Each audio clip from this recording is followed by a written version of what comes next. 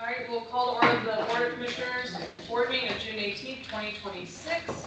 Jackie, call the roll, please. Councilmore, Here. Lyon, Here. McDermott, Here. Ansoni, Here. Gilliland.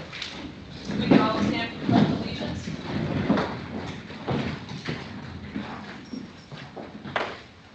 Pledge allegiance to the flag of the United States of America and to the republic for which it stands, one nation, under God, indivisible, with liberty and justice for all.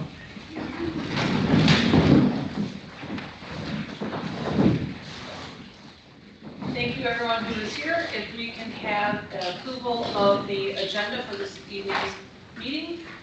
So moved. Second. All in favor, say aye. Aye. And if we could have approval of the minutes of the April 16, 2026 regular board meeting. So moved. Oh, I'm sorry.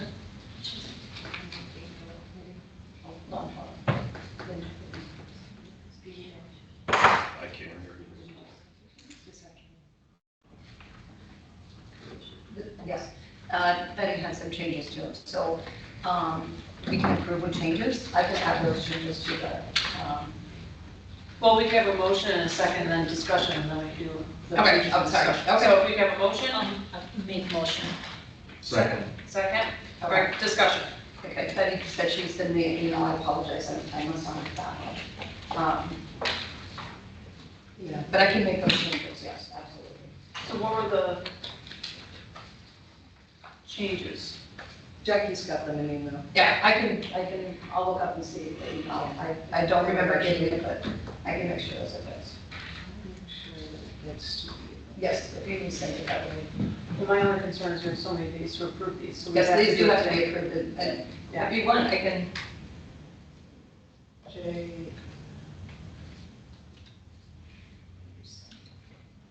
I'd like for you to actually just look at it. Can you Okay. go see if you got Yeah. it? Will you see the email? I'll go get it. I'll print it out really quick, and I'll print it out for everybody.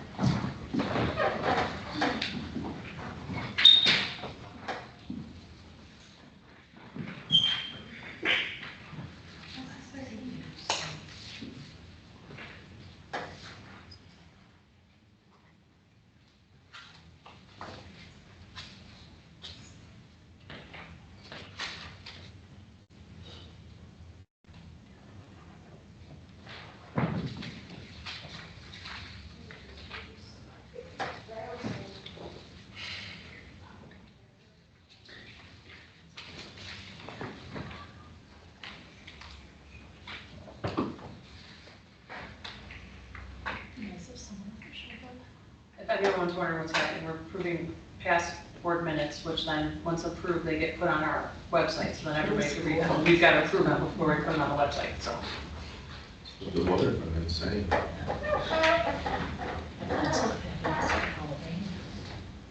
Yeah. My manager at work, the night that we were having, you know, it's on there. That doesn't like South Well, I don't know, but his mother sent him a text message, and it had a picture of a tornado, like right outside her house. And she lived in Streeter, which is where the tornado hit. I don't know why somebody. Yeah, there's always tornadoes out there. Playing field.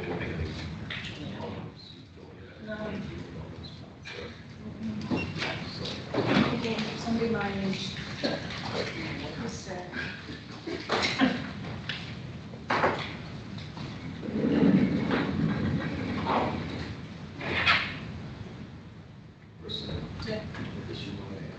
I don't know, I mean, so we have to approve them today, so we need to know what the changes she wants now. We can approve them to the approved minutes within so many days. Once a meeting. To the originals, so this is discussion, so that she she talks about changes, we agreed to change, we can modify them to change the minutes, and then we result. I'll make a motion to do that. So. And then we can revert to the original.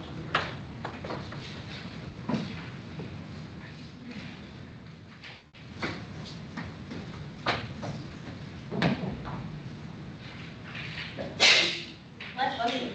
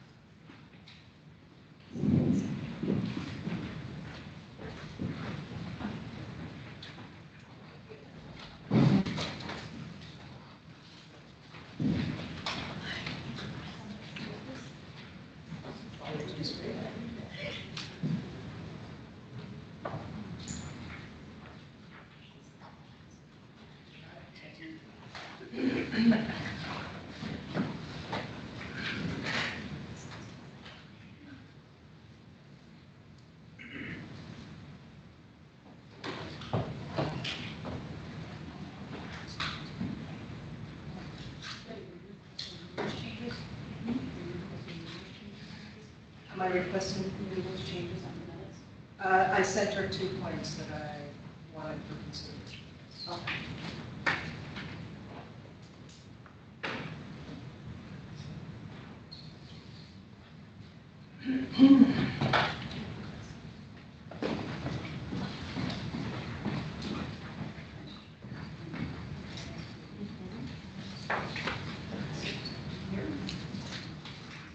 It's like server issues, so it doesn't come through the computers.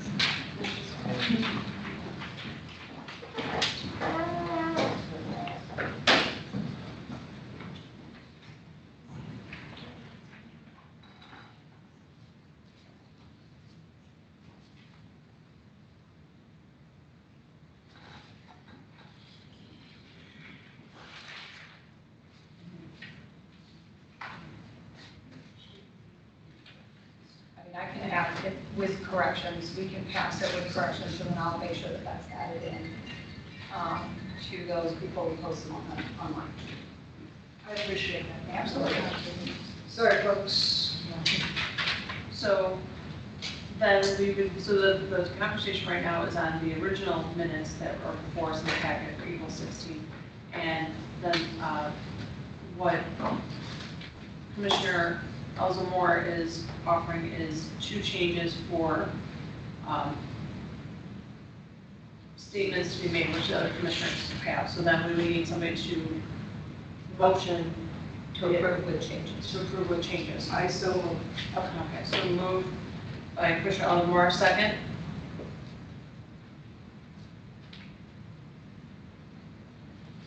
Any second? So no second for that, so then we're back to the original recommendation, the board approved the original minutes of April 16, 2016, regular board meeting. So do I have to call another? No, you just call the roll. She had a motion in a second. She moved Yes. to approve them So with this is changes. with the changes, so So we need who to motion. seconded that? Nobody has seconded that. So the motion has changed, the motion to include, including, the changes on the minutes. So now we would need a motion and a second. So we have a motion. And then second.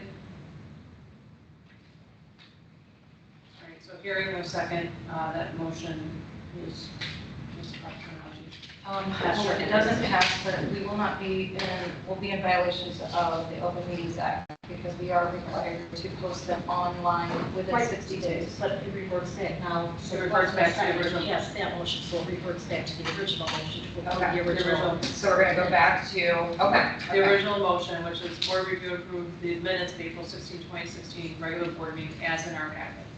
In the packet, As okay. in the packet. So we have a motion by McDermott, a second by Sansoni. Correct, so roll call. Then roll call on that. Alzamora, Okay, Lyons? Aye. McDermott? Aye. Sansoni? Aye. And Gilman?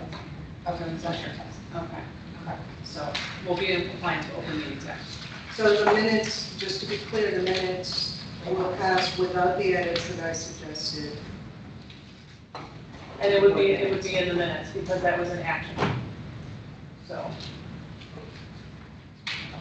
The minutes always reflect everything that was done. So that motion was made, not seconded, but it will be in the minutes that that was an action.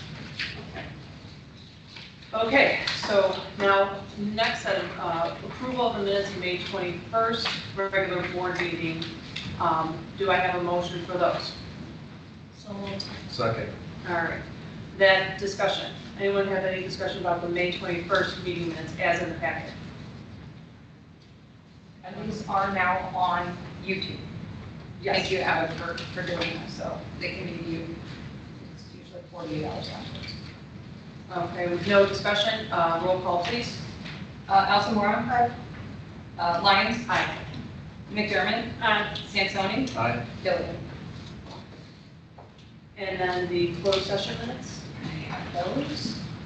So recommendation, the board review and approve the minutes of the closed session of the May 21st regular board meeting, being passed out now. Three, yeah.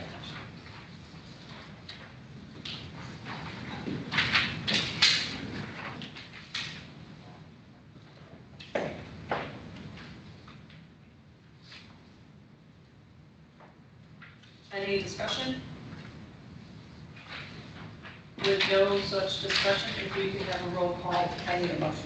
I don't Do think we I have a motion? Oh, sorry. That's Motion. okay. So moved. Second. All right, with the motion and a second, any discussion? None. With that, roll call, please. Elsa Mora? Aye. Lyons? Abstain? McDermott? Aye. Sansoni? Aye. Gilligan? Okay, correspondence. Okay. We have. We've got our, the invite from WSSRA. We're hosting the Wacky Duck races out here at our pool on July 18th. I can make sure I send an invitation via email to you with more information.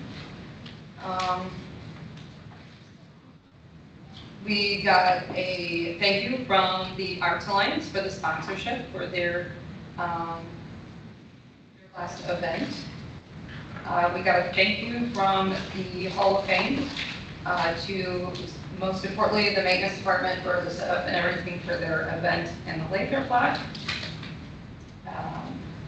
We also, sorry, I missed it, it's pretty full. We also got correspondence from IPRA.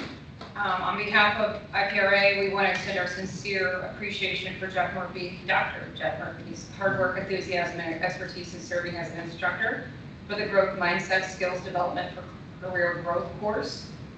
He brought great energy and thoughtful and real-world perspective to the program and helping to create a great learning experience and was both engaging and meaningful for the participants. We're especially grateful for his expertise in forecasting as a prediction skill, but more importantly, that he embraced this opportunity so fully and contributed such strong excitement for the new initiative.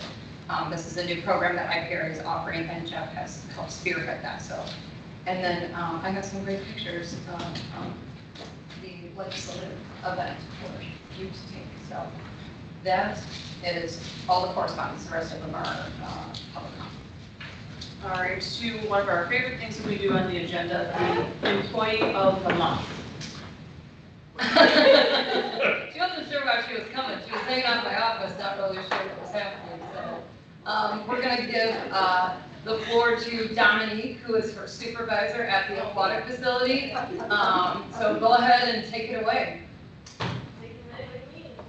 Explain why she's the employee of the month. Well, I wasn't really prepared for a speech. Well, we can maybe go into, she was, Carolina. Who is she? Let's talk about, I was gonna say, let's give her the who, what, Let's when, start where. with that. This is Carolina Rios. This is her fourth summer here, her second year head guarding, third year head guarding at the pool. So she's one of my supervisors that I have down at the pool. She's also one of my lifeguard instructors who helps train all of the amazing staff that are out there every summer.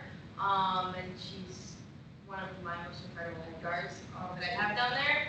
And well, a few.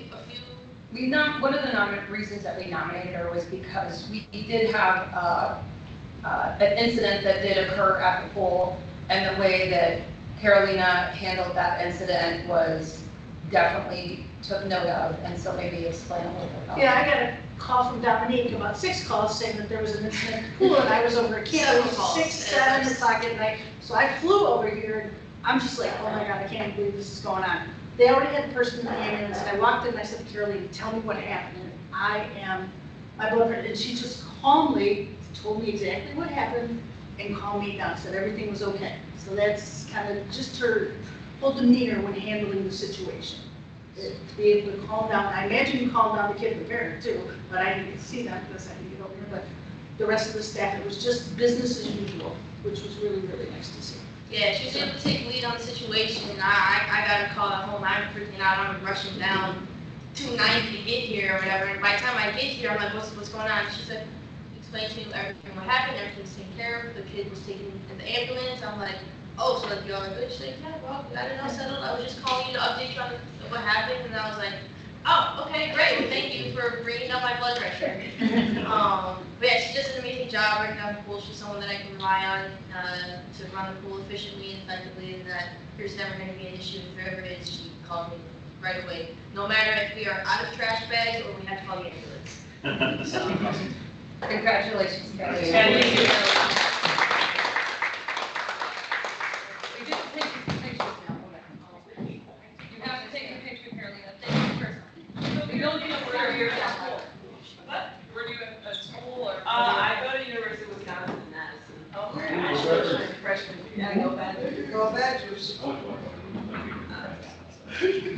you got your hair down today? Yeah, hair down. It looked nice. You can talk about something. Oh, okay. Thank you for making sure. Right, you're gonna stand right Over here. here on the No, no, inside. no, no, you're taking it away. Inside of the switches, please. Otherwise, it's in the background of every picture. Yes. That's your first picture, not the inside. Yeah, that's All right, I'm gonna take 2. Ready, 1, 2, 3. And then one more. Ready, 1, 2, 3. Perfect. Thank you. So now we'll shake the picture. Okay, so now it's back to her. Thank you. Thank you. That was my one balloon. Here. That's why we don't see file. Isn't that awesome? Oh my God, why don't you take that?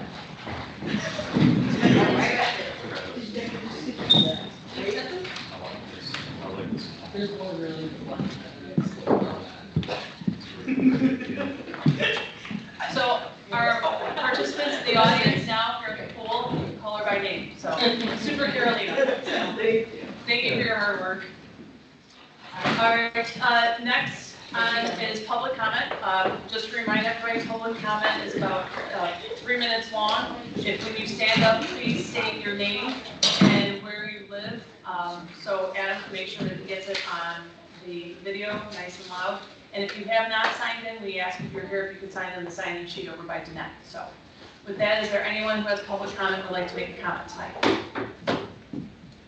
Once, going twice? Okay. Oh, go. I'd like to, on behalf, and I know you have some written comments that were submitted by several people who are concerned about the soccer situation. I'm going to do this quick time. Can I have your name and Oh, I'm your sorry, address? Elizabeth Frederick, I live at 605 Circle Avenue. Elizabeth Frederick, 605 Circle. Okay, thank you. Sorry. But I know that there are a number of people who, or several people at least, who have sent written comments because they were unable to attend today. But as the, I believe you guys know, there is a concern about how the Forest Park Soccer League has been handled this last season. There's still a concern. We're hoping things will be improved for next year. I have a 6-year-old grandson, and his Most of their soccer games took place on a hill, down at the end of, on the other side of the athletic center. And as my 8-year-old next door neighbor pointed out, it's hard to play soccer on a hill. The grass was not always cut. And I believe people at the last, there were a couple of parents at the last meeting who talked about the fact that their parents had difficulty getting up the hill to see the kids. So we're hoping, and this is the only available sporting option for the younger kids. And so we would ask that that whole situation be reviewed, the fees that were imposed without, the high fees that were imposed without notice, so that they could be dealt with if need be prior to the season starting. And we would really appreciate it. We've requested, and I know a number of people have requested because I've been copied on the emails and I was here at the last meeting, we would like the item included on a future agenda. There are enough people concerned. I relocated here from Fort Wayne, Indiana. I've been involved with a lot of not-for-profit boards, not governmental, but I'm perplexed that if people are asking to have something submitted to the agenda, it just doesn't seem to be resonating, and we haven't gotten a response as to why it cannot be included on a future agenda. But hopefully it can be dealt with before the next season starts. Thank you. Thank you, Ms. Fredericks. Yeah, if anybody else, I have 3 that Teresa here. My name is Jill Wikes, and I'm at 1004 Thomas Avenue. I'm very actively involved in the Forest Park Soccer Association. My husband has been coaching for many, many years. We had kids in Little Hickory Division 1 and Division 2 this year. Division 1, you pointed out the issues with Division 1 on the hill. Little Kickers, Rieger Park is a beautiful park. My daughter's birthday party, we hosted people there. They didn't open the bathrooms till middle of May, and they had 3 through 5-year-olds there. That's an issue. We had to run my daughter home, so from like across Roosevelt and go back during the middle of Little Kickers. I know a lot of parents did that. So I just really, it would mean a lot to us if we felt like you guys were listening to us and we're willing to like bring this up in meetings instead of just steering bleakly. Because it just, I know a lot of parents feel like we're not getting any response and that we're being unheard. Thank you. And just to make sure, Jill Weiss on Thomas, correct? Yeah. Thank you. Is she aware of the vandalism that happened at that park with the bathrooms? I know, it did, I understand they got closed because they got broken, but they didn't open for the season until many weeks after Little Kickers started. So I understand like outstanding circumstances later, but they didn't open for the season until we were already a few weeks in. Okay, thank you. And then, okay, anyone else? This one, please read, board meeting commissioners, thanks for the opportunity to share my public comment through email for today's board meeting. My family has lived in Forest Park for 13 years. I've lived in Forest Park for 21. I am writing, and I apologize. This is from BJ Reed, R-E-I-D. I'm writing to understand where we are regarding field fees for the Forest Park Youth Soccer Association. I have 2 school-age children who play sports every day. Most organized athletics our kids participate in do not take place in Forest Park. Basketball in Oak Park, Berwyn, and River Forest, baseball in Oak Park. While I do not understand why basketball leagues are not offered for our kids in our beautiful new gym or baseball in our refurbished diamonds. At present, we do not have soccer. We do have soccer through Forest Park Youth Soccer Association. Hopefully, the goal in the short term is to maximize how many kids participate in soccer, moving some athletes to a field not built for soccer and drastically increasing the fees to charge Forest Park Youth Soccer Association runs contrary to growing participation. In the long term, Park District leagues for basketball, baseball, softball, and flag football are fair goals for our family. Thank you for consideration, communication, and input from residents and the board to understand how field space is allocated and how fees are determined is an important part to get us there. This is from Lauren Conrad Watkins. Sorry, please read this at the board meeting. I'm unable to attend. I was glad to see that the new Facebook form on the board's website.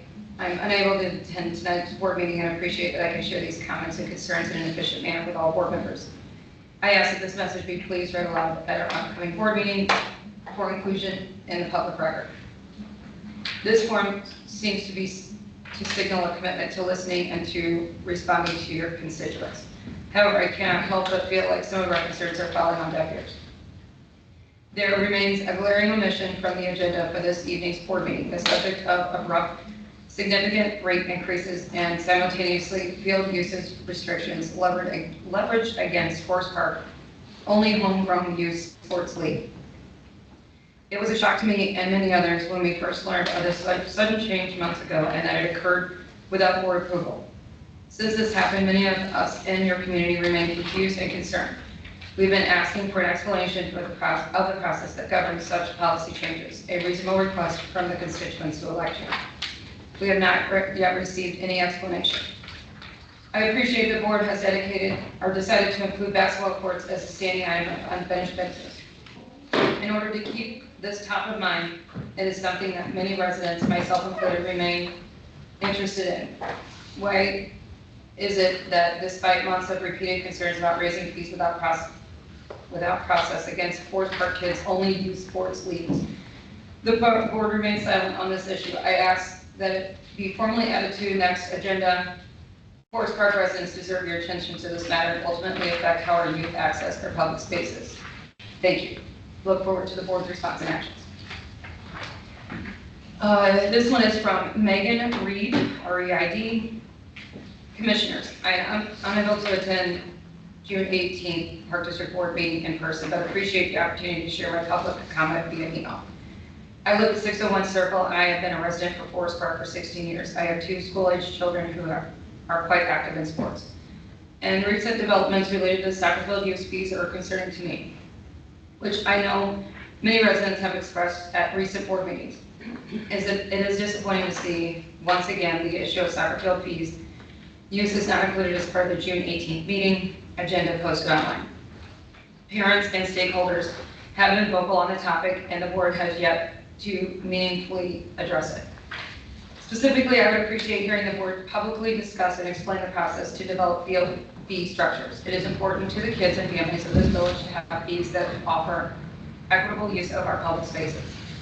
In absence of the Park District offering organized sports league for youth like soccer, there needs to be thoughtful consideration of the important role organizations like Forest Park Youth Soccer play in making a local soccer option available and affordable to families. Forest Park Youth Soccer is a Forest Park league is the only league that we have in the village for our kids to register, and it's comprised predominantly of Forest Park kids. Please take that into consideration when creating policies. Your latest fee structures are going to end up gouging the only local league we have and the local families that pay taxes to support the Park District families. Thank you for consideration. I sincerely hope we have the benefit of public discussion on this topic. Those were the only 3 that I did receive. I can talk about it more in my report if you want me to. Or I can talk about it now. I have no objection. Okay. So during my report? Okay. We'll keep it in order. All right, thank you. All right, so next, the reorganization of the Park District Forest Park Board of Commissioners for officers and appointment of employees for fiscal year May 1, 2026 through April 30th, 2027. So first is the nomination of elected officers administrative.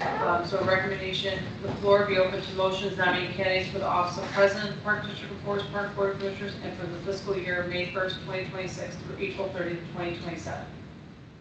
I wonder if I could actually make a comment here.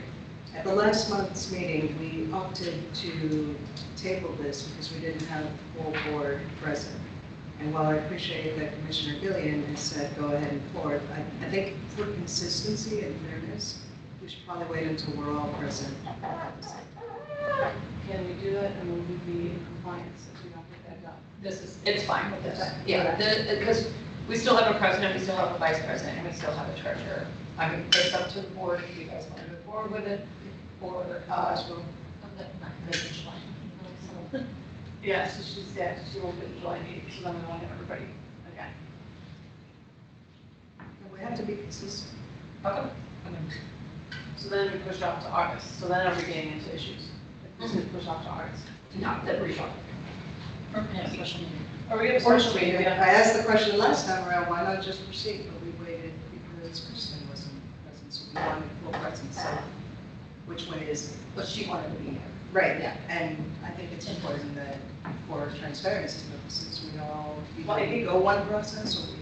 My big issue was that the nomination was going to be for me to take one of the spots, and I was not here for a funeral, so that was, And that's fine, but that's not been disclosed. I mean, I don't know, this is the first I've heard that. so.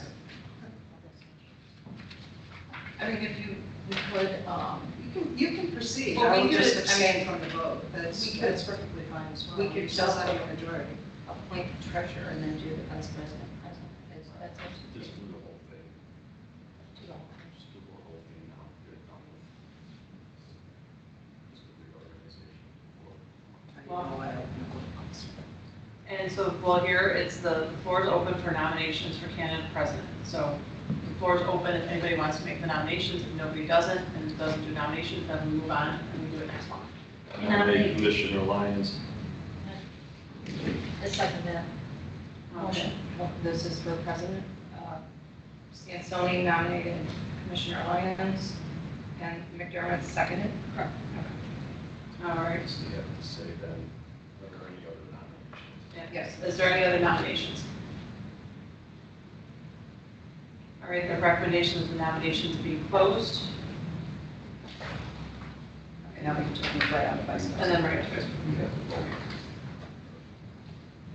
All right, recommendation of the floor be open for nominations, candidates for the office of Vice President for the Park District Forest Park Board of Commissioners for the fiscal year, May 1st, 2026 through April 30th, 2027. I nominate Commissioner Liz Sansoni for the office of Vice President. Second nomination.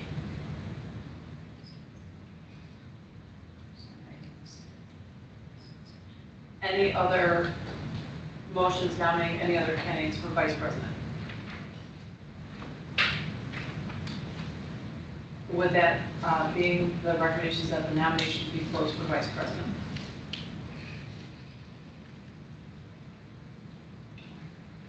All right, so now it's recommendation of motion made to elect Commissioner Lyons to the office of President for the Park District of Forest Park Board of Commissioners for the fiscal year beginning May 1, 2026 through April 30th, 2027. So moved. Second. Moved and second, any discussion?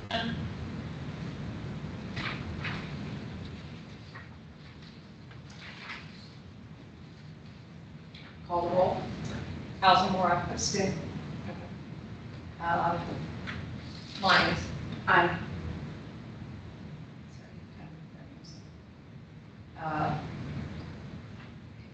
Okay. McDermott. Aye. Sansoni.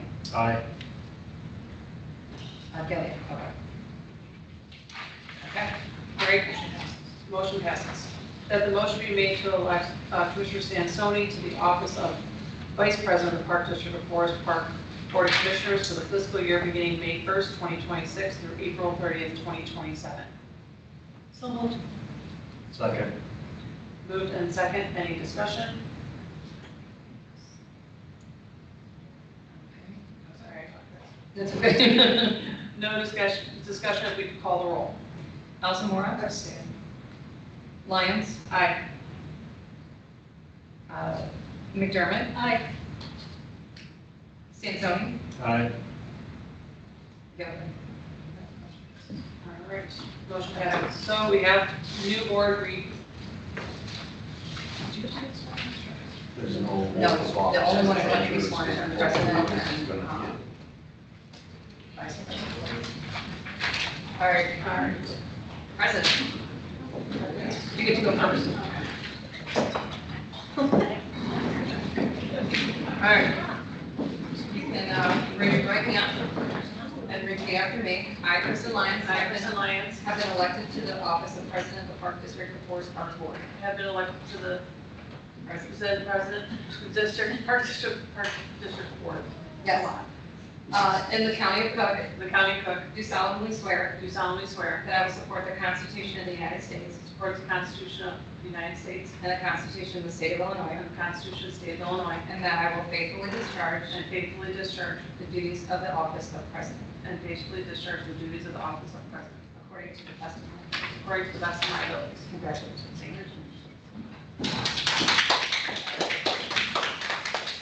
All right, Vice President, you're next. All right, you ready? I am ready. All right.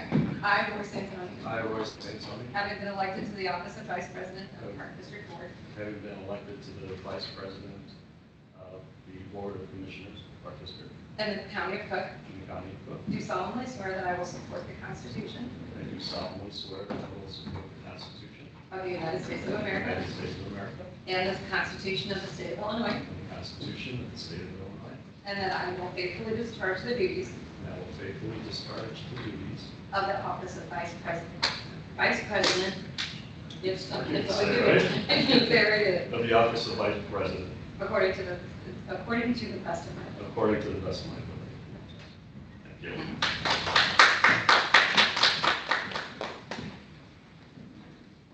Okay, next on to the next is recommendation to appoint the position of treasurer for the Board of Commissioners for the Park District of Forest Park for the fiscal year, May 1st, 2026 through April 30th, 2027.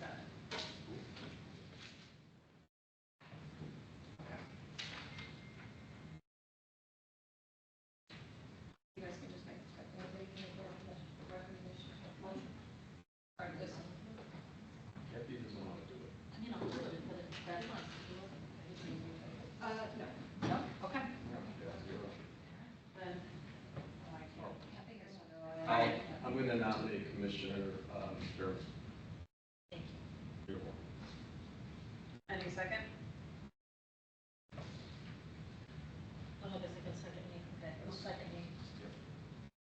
That was your way out. Okay. Which you second. So with the motion and second for McDermott for treasurer, any discussion? And are there any other nominations? That being said, if we call the roll. Allison Moore, abstain. Lyons, Aye. McDermott. Aye. Santoni. Aye. Okay, Thank you, congratulations. okay. Okay. Oh, Kat, you have a treasurer's report? No, actually, I don't, so Commissioner Yes. Sansone. I'll This do one it. is- I'll do This this is one. Commissioner Sansoy's last treasurer This is the report. last treasurer's report. Take it out.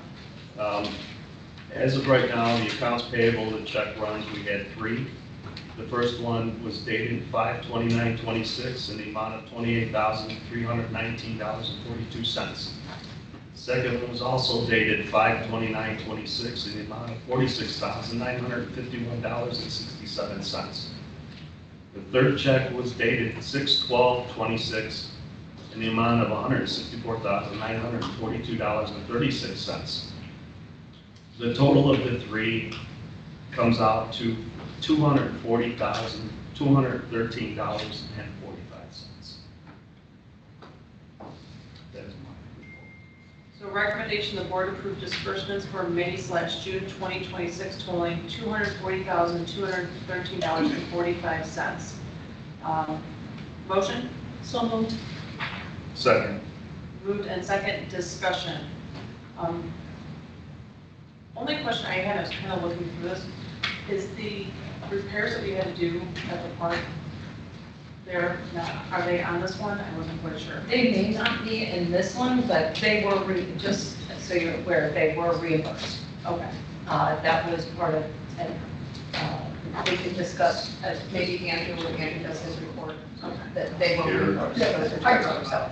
But yeah, they, Because I saw Remembrance Park plumbing services, I didn't know if that was a regular, was that, which one was that?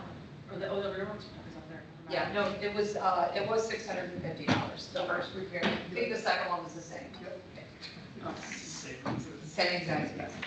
Okay. Anyone else, questions or comments? All right, with that, just call the roll. Alsamora? This is for, the The disbursement. disbursement. Yes. Aye. Lyons? Aye. McDermott? Aye. Sansoni? Aye. Gilligan? And then approval of the May 2026 financial statements. Recommendation the board accept the financial statements for the close of May 2026. So moved. A move, do we have a second? Second. A move and a second. Discussion. No discussion being heard. We call the roll, please. Alsamora? Aye. Lyons? Aye. McDermott? Aye. Sansoni? Aye. Gilligan? All right, motion passes. Other management discussion with the treasurer's report. Anything else? No? Okay. Perfect. So we'll move on to our building and parks report. All right, well, we've began a process looking for new heaters in our pool. The 31-year-old ones are starting to. You're the last thing standing. right? Yeah. I think we have 3 different quotes that we've already gotten in. It's gonna be a long process, but we found out we have to go through IDPH for that. Yes. Yeah, so everything's what we actually talked to a few other park districts too, what they use, whether they're running electric or state gas. We lost a tree and a bunch of limbs over the last couple storms, so we have Davis Tree Care coming out the 29th to stump the trees and kind of touch up everything before the 4th of July, the tournaments, all that stuff, just so everyone's safe underneath them. The pickleball benches have been awesome. We've gotten a lot of compliments about those. And I mean, we have all of our decorations up for the 4th, Pride, Juneteenth, so park looks good. So we were just asking about, so the unfortunate vandalism, that was, how much per each? incident? $650 per toilet and labor. We've attended one hearing, there's another hearing July 8th, for the second incident. Because of vandalism, they did have to, the vandals had to attend the hearing where it was said to, that they would reimburse the park. So in both instances, people were bound. Yes, both That's both why of they them. don't want We, we do have cameras. I'll discuss that in my report. Jeff got to review a lot of camera coverage, let's just put it that way. So we do have cameras all over at Rieger Park, one of them right outside the door in the back.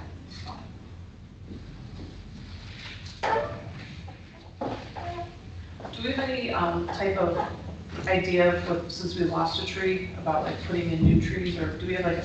So we just put in 7, right before that, they're all good after the storm's still standing. And then we usually do a smaller, we'll probably do 3 or 4 in the fall.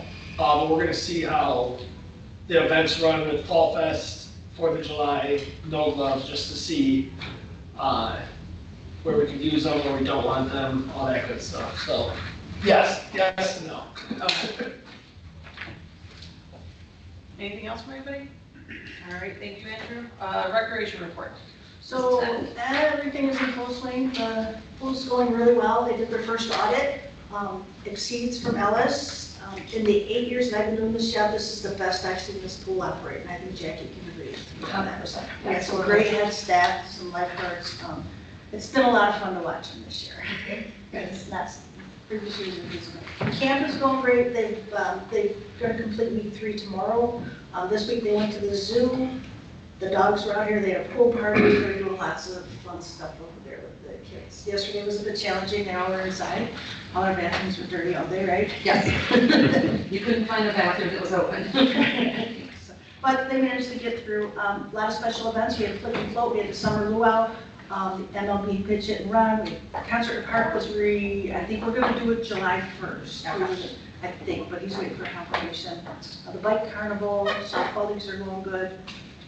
Mermaid story time at the pool is gonna be the 30th at 11 a.m. out here. We're still working on details with the library. At the pool. Yes, yes, That's gonna be really cool. That's in collaboration with the library. And they report their pool passes are going well, Very well. right? Yep. And mini camps are starting, basketball, volleyball, soccer, dance, and multi-sports. So we're using lifeguards and camp staff to help teach those at camp. Been talking to a woman about some Tai Chi gong stuff, so I'm still trying to work out the details with her. She has like 26 drums she wants to bring, and so Bruce is going good. Pool pass sales are going great for us. Concession sales are going great. We're just looking forward to a pretty good summer. So far, so good with 3 weeks in, right? The pool staff and the camp staff both was last Wednesday during that quick storm, did an amazing job. The pool was packed and they were able to evacuate everybody. The only people remaining were the ones waiting for Ubers. We had them all inside. The campers were all in the building, safe. It was, the tree got hit by lightning out front. So the fact that we were able to get everybody out of the pool that quickly is definitely a testament. Perry weather went off and they got everybody out immediately. So it was good. That was scary to find out. Yes, yeah. Well done. Quick question for you, Jeanette. You said that there's basketball camp, tennis, soccer, dance, and multi-sport. What ages are those camps for? Because I know like some people come in public comment, they're like, The dance is younger, I know that because I run that one. Basketball is all ages, from all the way up and down. We also have classes on the weekends for basketball that we've had. And we've tried leagues and we just couldn't get them going, but we probably have 30 kids in the fall that come to our basketball. Soccer is the same. They're probably like, I would say 5 to 12 years old. Do you know Anna Muffian? Something like that, yeah. Something like that. So it's all, and then they're like 2-hour mini camps in the morning, Monday, Tuesday, Wednesday, Thursday, Friday. It's 2 hours. Parents can drop the kids up, we'll run an errand and come back and get them. So, and they go really well. We'll expand on those every year. All right, anyone else? All right, thank you, Jeanette. And business report. Marketing report. Skipping ahead. Oh, sorry. I'm fine with it, but. I put in extra ready than we did. Sorry, the marketing report, Gavin.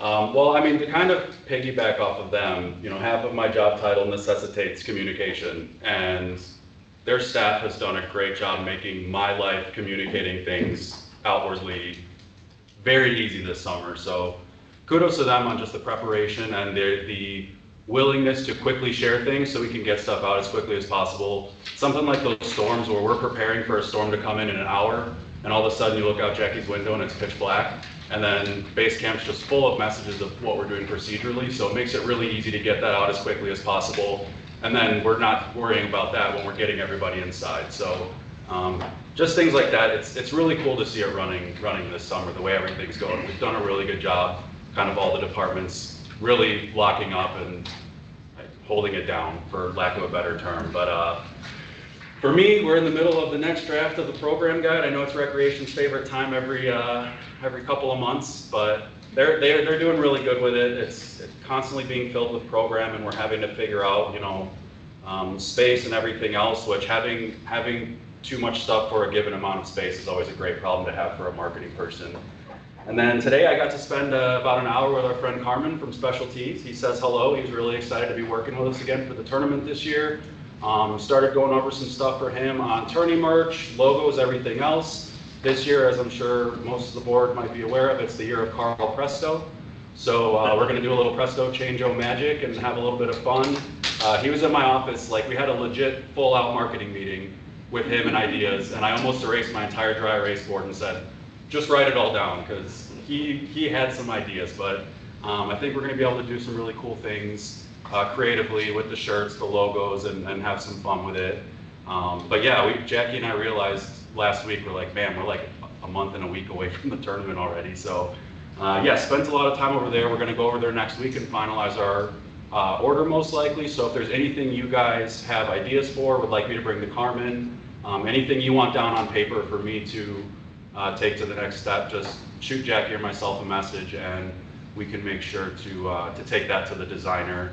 Because obviously with stocks, colors, there's limitations on certain things, but any ideas we can bring to him, he's the expert. He can get really creative and make things work. And I learned that today. I came to him with a wild idea and he said, let's make it work, kid. So it's really cool. It's really fun to be working with him again. But yeah, it's been going great. Social has been buzzing. It's been doing really well for our programs. Programs filling up for the summer, new programs, old programs. So yeah, it's the beginning of summer and it feels like we're rolling, like we're in the middle, end of summer, like we've been doing this for a while. So again, that's just a credit to the staffs that everyone's put together. So yeah. You guys will notice that Carl is a White Sox fan, just so you're all aware. Yeah, That fair will warning. come out in- We made him wear blue last year, so. Yeah, he said he had to wear colors last year, so. Anything else? Brad, thank you, Adam. Thank you. And thank you for putting I appreciate that, that's always nice every month to kind of compare. It's this, I said to Danette when I put them together, I said, I'm really glad she asked for that because this month made me really happy, so. All right, now, sorry, business report. Business report, all right. With the busyness of summer, I would like to tell you that we have 246 active employees. That's a lot compared to our 9 months of the year, we pay about 60 employees. I've said this every board meeting. But 246 active employees, that really makes for an exciting payroll. I just wanted to comment on the check runs. There's 3 check runs this month. It's not uncommon in the summer that we have to do smaller check runs. It's not quite as obvious in the voucher authorization report. That's part of the board packet, but we actually had to do a small check run just to pay some things that come up. So in the summer, it's a little busier. So that's why we had that smaller, even though it's $28,000, it doesn't seem small. But that was a 3 check run in that on the 29th. Anyways, I did want to talk, I got an email from Tony Parkwinkle, Cook County Board President, on June 9th, informing us that there will be a 2-month delay in the second installment of tax payments. So that is okay for us, although Jackie and I have goals, financial goals, that we like to shoot for to really help us out. The more we keep a big chunk of money in our liquid asset fund, and we really get great interest from them. Unfortunately, this delay will make our goal challenging. That's all I'll say. But the interest that we get from that money, it can be hundreds of thousands of, $100,000 a year to help us, just with our finances. So this delay is unfortunate, but it's just is what it is. So she estimates it'll approximately be about a 2-month delay. So I don't know if we'll be able to achieve our goal. We can hit this goal by August 1st. We'll see. So the 2 months isn't etched in stone. Not etched in stone. What is? Everything she says in her letter is very much Maybe. could be, it's hedged. But that's okay. But I mean, at least, when we started facing delays, and as you know, we had to pass this special, we got a special, like a short-term note from Forest Park Bank to help us with our bills for, the end of last year, I think it was. And, but I was emailing the county all the time saying, just please give us information about what the schedule is, or, at least just kind of give us an idea so that we know how to plan as an agency. And so ever since I emailed them, I emailed the clerk, Maria Pappas, several times, many times, and some of her staff that I have dealt with related to things at Cook County, asking them to give us information. So I don't know, I'm sure I wasn't the only person that did that, but I do believe that those requests from myself and other municipal agencies in the area help them realize they need to get more information. So the fact that she let us know it's going to be late is probably, that's just a huge step right there. It's a big step, just help us plan. Fortunately for us, There is with summer camp, which brings in a large chunk of money every week. The pool being open, even though it's kind of not been great weather this week, we've had a good start to the pool year. We have a lot of finances flowing through our channels, and so we're not in any kind of danger. I can still draw from the liquid asset fund. Like I had to take money from the liquid asset fund this week to help cover payroll because the pool's kind of run slow. So we're not in any kind of danger, but it is kind of unfortunate. But I'm sure there are other agencies where it's much more desperate. So we're fortunate that we have some resources to draw from. So anyway, I did want to talk about the process of the vandalism at the park. I hope this is okay. I didn't really run as fast, Jackie, and should have, but we deal with PDERMA, which is Park District Risk Management Agency. They are basically our insurance company. So when I was notified about the damage or that there was vandalism at the park, the first thing we did was call the police. In these incidences, but in every incident, we almost always call the police. The only agency that we will release any kind of video to or pictures to would be the police department. So if a person comes to us and says, I would like video for this incident, I always say the police have to make the request. Anyway, so when that was I was notified about it, then I do spend a little bit of time looking through the video to see if we can see exactly what happened. By doing that, I can pinpoint the exact date, time, anybody involved. If it needs to be determined, we can figure that out. We then usually I generate pictures and video that I hand over to the police department, and then it's in the police department's hands. I also take that information though and go to PDERMA and submit all that to PDERMA, because PDERMA will also help us. So PDERMA will reimburse us insurance-wise for the damage, kind of like an insurance claim. So, but then because of the case which was adjudicated at the village, the perpetrators were also reimbursing us. So that was nice. We can't really talk too much about the perpetrators because they're juveniles. So that's okay. It's just that's the reality of it. But we always, the thing I really wanted to stress is that we deal with the police all the time. So as a matter of fact, when we heard about the second damage report, when we learned about it, one of the things that helped me kind of narrow down when the incident happened was actually when the police arriving on scene. I knew that at that point, it had to be earlier than that. So them being called and responding helped me kind of narrow down the time to figure out when it exactly happened.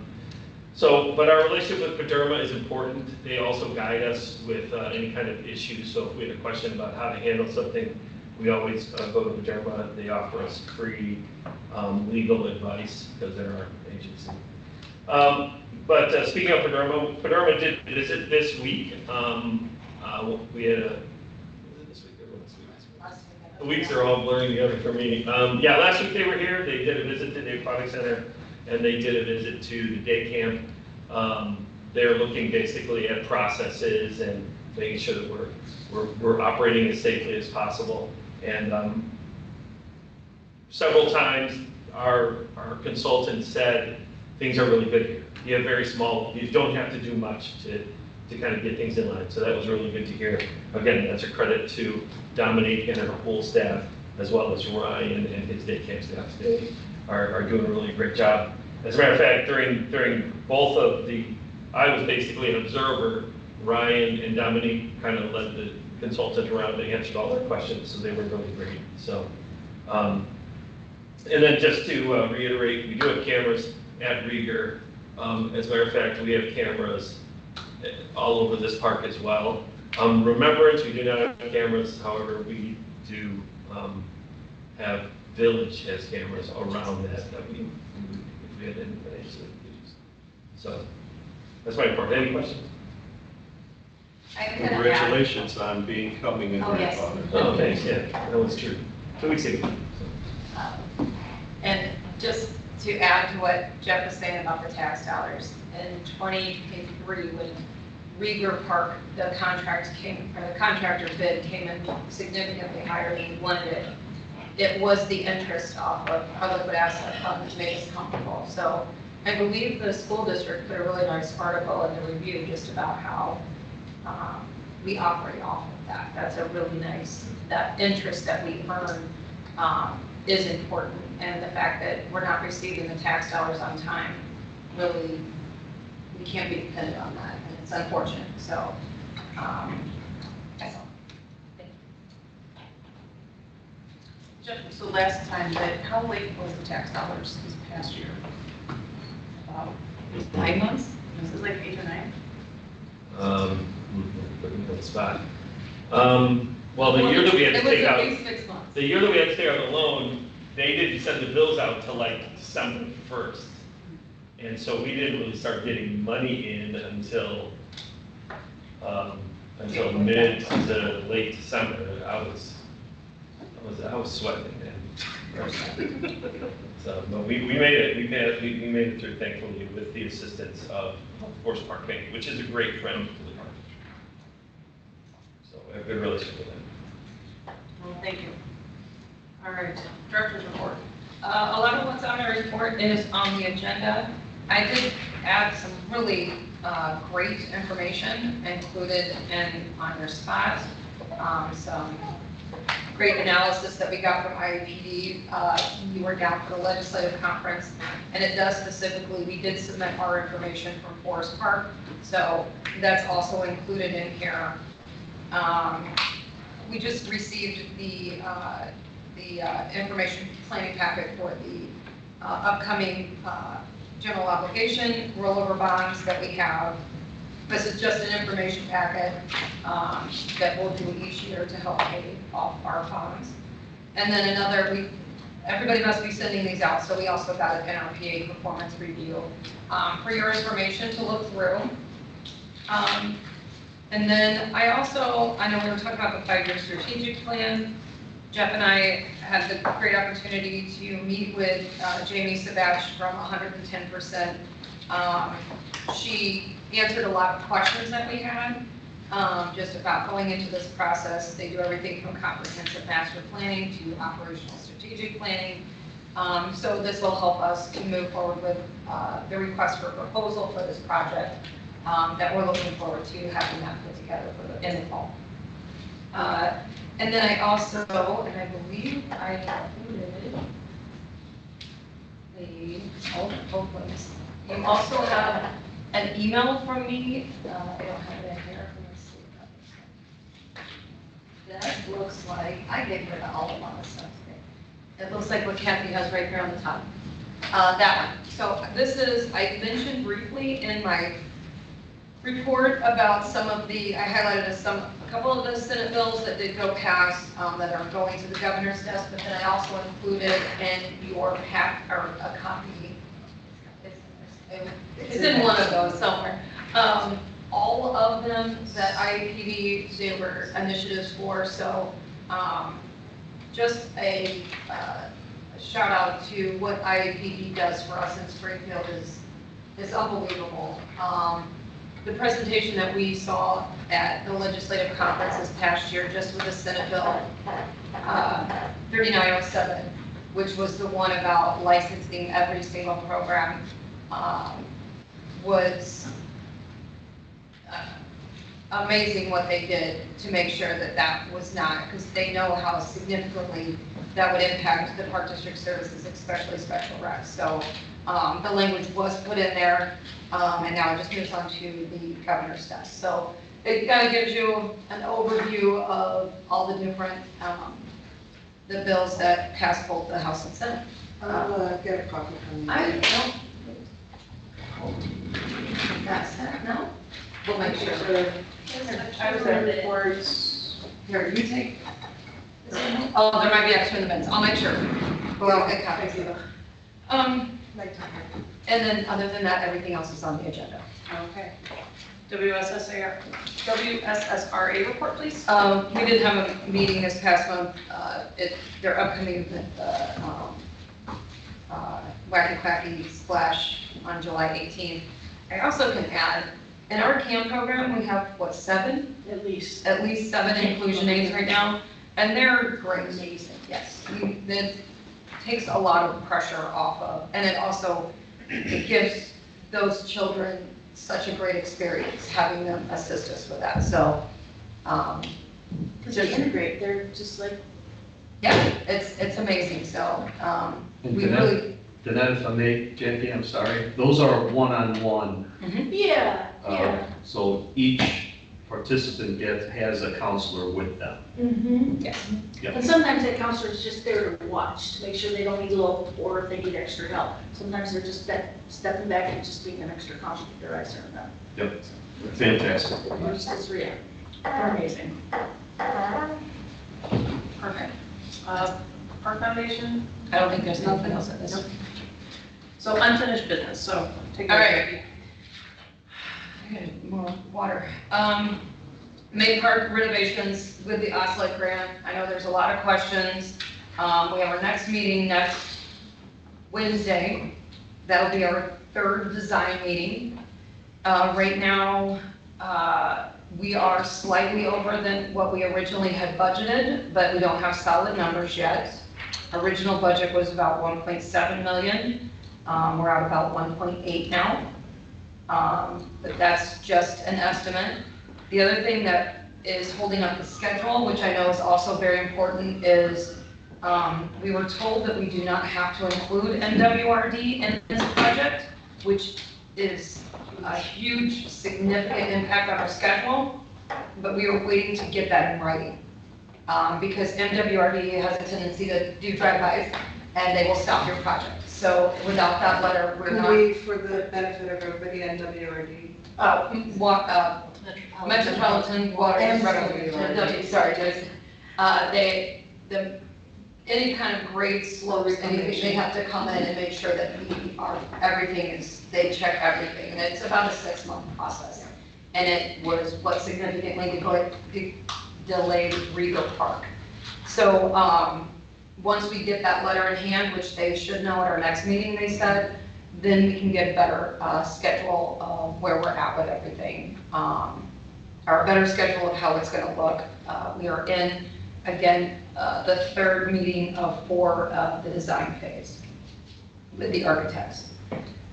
And that's it, that's the only updates on that. We talked about the strategic plan. Community collaborations, I can add, I did meet, and it kind of goes to the basketball courts too. I did meet with the village administrator, and we did have discussions, just if there's space, where there could be space. So that is something we're discussing. We don't know, there's no answers to that right now. The library, they're doing great. They're such a great entity to work with. We're working with the school district on their back to school event. We're looking forward to that being out on our front lawn.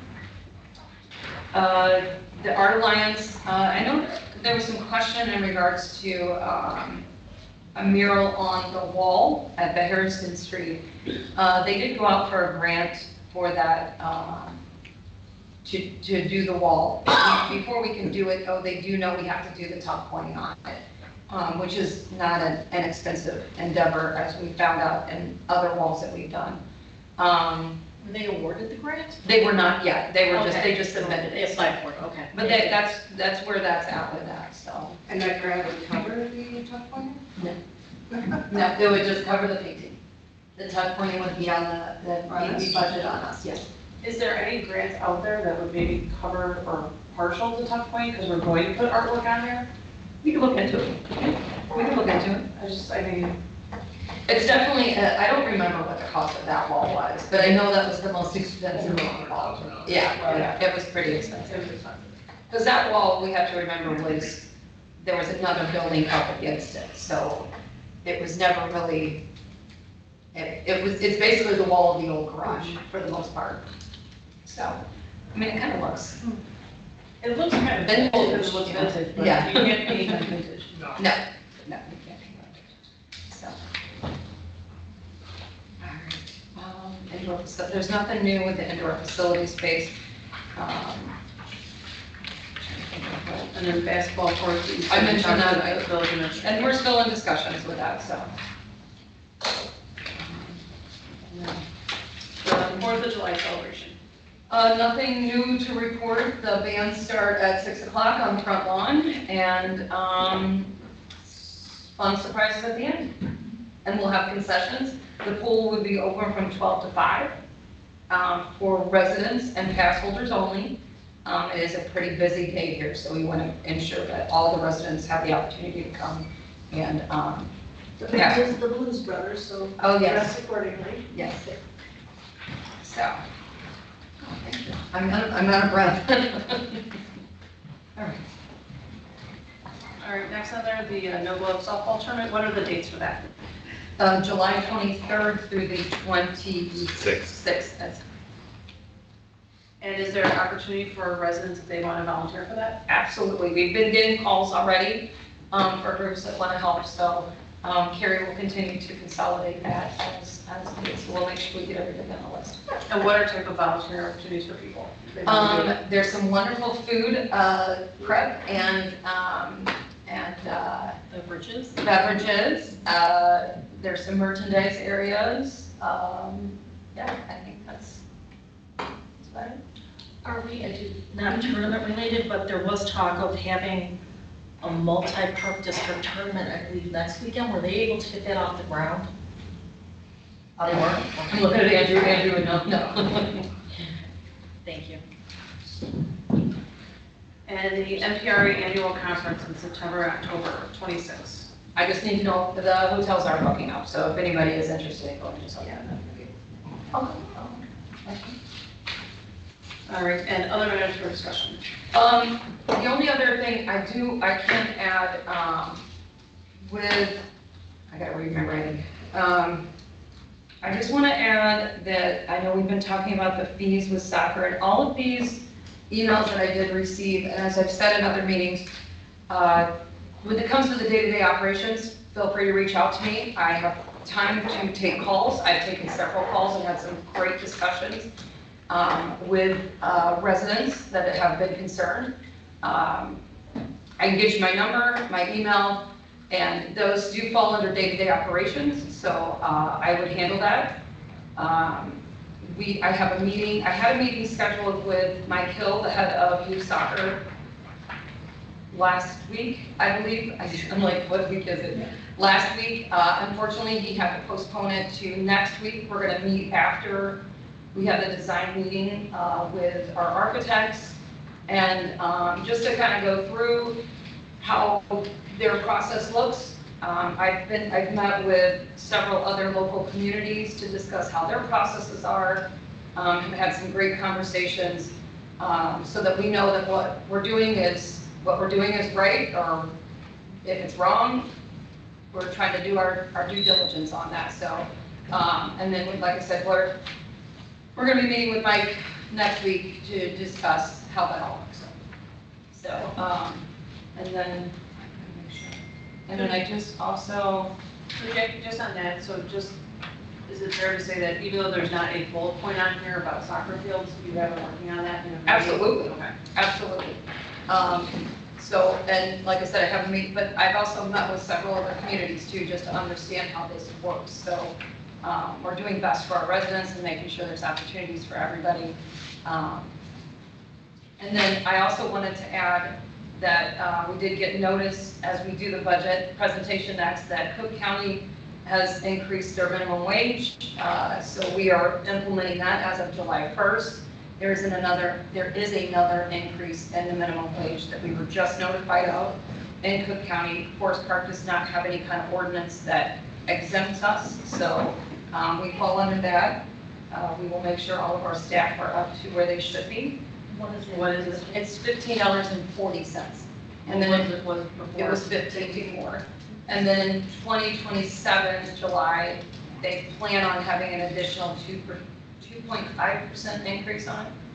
So that was another thing. And then I just want to finally add, sorry, I'm adding a lot tonight, I shouldn't put it in my report, is just thank you to the staff. I have to say, Danette, I have to send her home to take days off, just so when we say our staff work day and night, they truly work day and night. When we say that Dominique comes in at 8:30 at night, and she's on the phone with me, and I'm like, well, I can come in, but I'm in my jammies, but, our staff work day and night.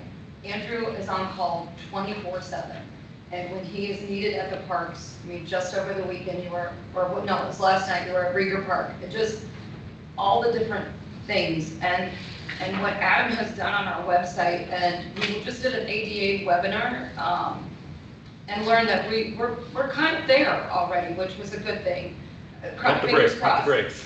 Yeah, fingers crossed, we're working on We're it. doing good though, we're doing good. And then, Jeff has hired 200 people in the last couple weeks, so I just want to make it known how hard the people that are sitting here work. I mean, in the summertime, we don't have a life. It is day and night, Monday through Sunday, every single week. And because we just want to make sure people are safe and happy and having the best experience they can here, because these are, Abby had a really good, and I think I put it in the Friday update, like, she said she got emotional seeing these people participate in our activities because we got to be part of their experience, and that's pretty amazing to see all summer. So that's it. I'm done now, Kristen. Thank you.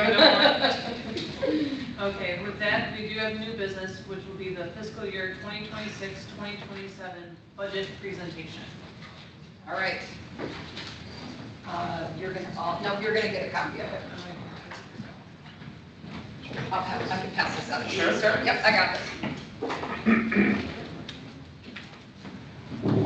All right.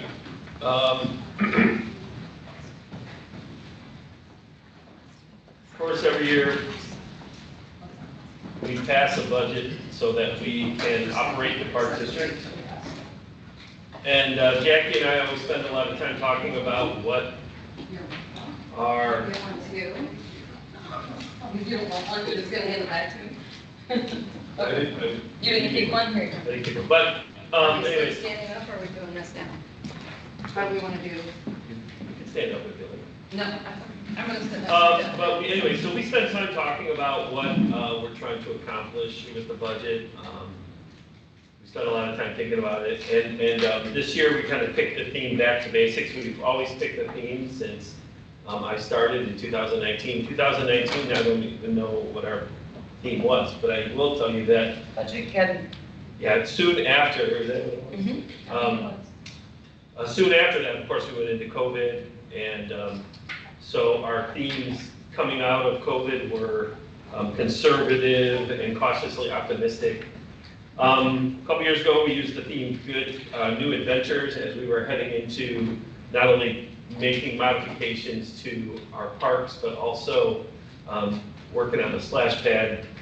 Last year's theme was From Good to Great, and this year we're using Back to the Basics, simply to kind of communicate that coming out of COVID, one of the first things I did when I started here at the Park District is we got grants that were owed to us. We didn't get any new grants. There were grants out there that we had never received. As a matter of fact, we built the entire roost with a park grant. It opened in May, and we received the first payment of that grant in May, the same year it opened. Traditionally, when you get a grant from the state of Illinois, they give you that first half up front. So Larry Pykars, the previous director, built that whole facility without any grant money, and then received the grant money. Actually, he was gone when we got the second payment. Jackie and I worked with the Department of Natural Resources to get that money. Anyways, I say all that to just say there was actually the 2 park grant payments and a Department of Commerce and Economic Opportunity grant that we were able to get. Basically, they owed us, they never gave us, so we got that money. So as we went into COVID, we actually were doing pretty well financially because these grants were sitting in the bank. And as you know, in COVID, everything shut down, so we had very little revenue coming in, although we did help the school out by offering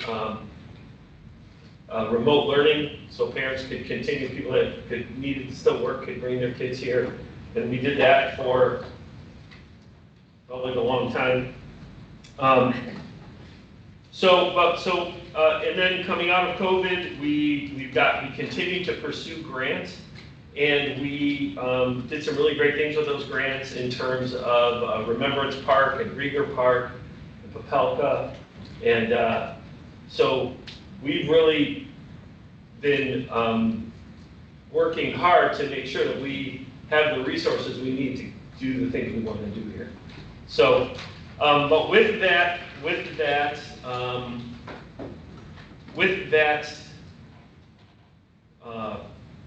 taking on that responsibility of using taxpayer funds comes with a lot of responsibility. And we at the Park District take that responsibility very seriously. That we are going to be stewarding the taxpayer dollars and making good financial decisions.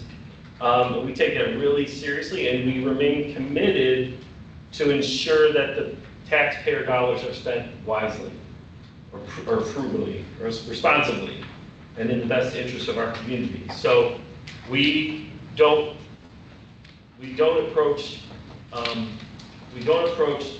getting money from the taxpayer casually. It's very important to us. We track every dollar, where it's coming, where it's going. And one thing Jackie says frequently is she never wants to be on WGN. And neither do I. I don't want her to be on there, I don't want to be on there. And yet, if you watch WGN or any other local newscast, you know there are quite a few municipal agencies that have had that happen. And we don't want that to happen here, of course, so we take that responsibility very seriously. One thing that surprises me about the tax bills in the Cook County is that they do not give you a breakdown of where your money goes on the tax bill. I actually live in DuPage County, and when I get my tax bill, everywhere my tax bill is going is on that bill. And so you do not get that when you get your bill from from Cook County. So if you want to see where that is, you can go to the Cook County tax portal, put in your address or your PIN number for your address, and you can find this information out. I went out to the tax portal. I took about 10 addresses from Forest Park and looked up where the tax money goes. And basically, here's the breakdown. 37.7% goes to School District 91. The next 23.4% goes to the Proviso Township High School. So every dollar that you pay in, any taxpayer pays in, 61% of it goes to the schools. The next, I also included in the education section Triton Community College, which gets about 2.6% from every Forest Park resident. They, of course, because they encompass a large community of villages and stuff, they don't need as much from the individual taxpayer in Forest Park. They get a lot of money from the collective, so it's a little bit bigger. Next is Cook County and Proviso Township. I grouped a whole bunch of agencies into that one total. Those agencies, there's three, you get billed 3 items from the Township of Proviso, which is a corporate amount, which probably helps pay just to run the township. There's a mental health portion, and there is what they call just general assistance. Not sure what that is. I didn't look into that. Also, you pay about a fraction of 1% to Des Plaines Valley Mosquito Abatement District. Cook County gets about 3.75%. And speaking about the MWRD, that phrase that we use, Metropolitan Water Reclamation District, you also, just here in town, pay about 3.25% to them to take your wastewater away, you know, you flush the toilet, goodbye. As well as handling any kind of flooding, you know, dealing with water runoff. That's why when we're doing a project, as a matter of fact, Commissioner Santoni brought this up earlier, you know, out at Rieger Park, when we redid Rieger Park, not only did we put in a new park there using an OSLAD grant, which was awesome, we also fixed a flooding problem that community, that part of the town had, that their alley, which runs next to our park, always flooded during heavy rains. And in the process of doing our park, we actually solved that problem as well. And that's part of MWRD, they reclaim the water. So then local agencies, I consider, so I kind of wanted to focus on the 3 local agencies, which is of course our village, the library, and of course the park district. So the village gets about 13.7%, the library gets about 4.5%, and the park district gets about 7.7% of every tax bill. So breaking that down, as far as for my concern, is for every dollar that you pay in taxes, the park district gets 7.7 cents. So that's just, so the collective, the fact that the village as a collective brings that together, that's kind of what helps us get those money for us. That's how the collective is what contributes to our tax amounts.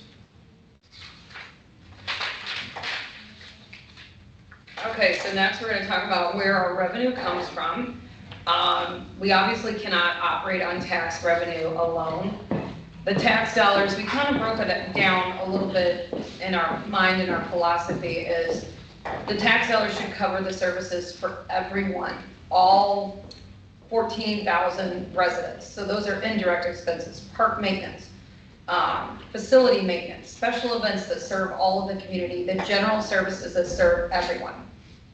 The additional revenue that's generated from the memberships, the programs, the rentals, are specific activities or events that only specify to a specific group. Did I say that was a lot of S's in there?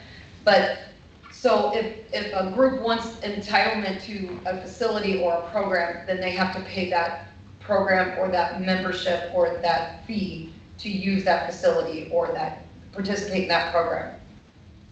With the combination of the taxi services, we can ensure high quality and variety of services. So, you know, when somebody pays the Roost membership and they come in, pay that membership, that pays a very small portion of the day-to-day direct costs of the service. The programs, whenever we do those programs, Danette puts them together. This is what they cost for instructors, supplies. This is how we come up with that fee. We're not making any money off of that. We are coming up with that to cover that direct program expense. One nice thing that we've been really good at over the years is obtaining these grants. Over the last 4 years when we collaborated with the village and now lease the pocket parks in town, I mean, the park board approves, I mean, between Rieger, Remembrance, and Capelka, it was probably upwards of almost $3 million that the park supported and the board supported to update those for the community.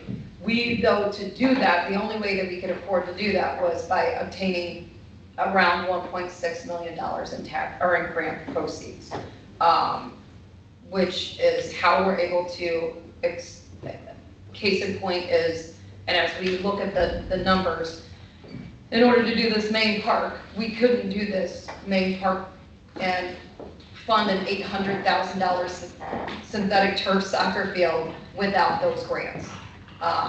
It's a very nice thing that we're able to do, and it's great that staff have worked together to make sure that the board has continued to support that grant process. The OSLAD grants are a great thing that the state of Illinois has put together for us. So.